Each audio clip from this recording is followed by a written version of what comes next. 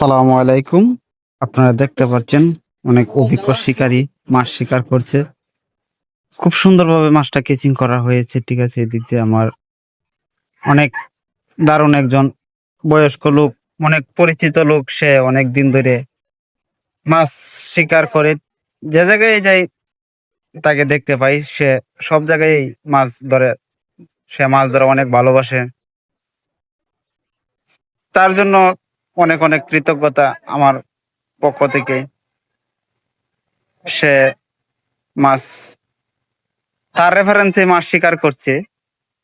কিন্তু আপনারা দেখতে পাচ্ছেন অনেক অভিজ্ঞ শিকারী।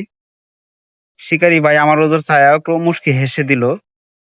তার কথা উল্লেখ করছি, সে আমাদের ময়মনসিং এর একজন ভালো শিকারী। ইতিমধ্যে আপনারা দেখতে পাচ্ছেন, ইতিমধ্যে দেখতে পাচ্ছেন মাছটা একটা লাড়াচাড়া করছে। ভালো শিকারী মাছ ধরার জন্য অনেক অভিজ্ঞ শিকারীর প্রয়োজন। কিন্তু মাছ ধরা কিন্তু অনেক কষ্ট। সারা দিন মানুষ কষ্ট করে, কি পরিমাণ মাছ পায় তা জানি না।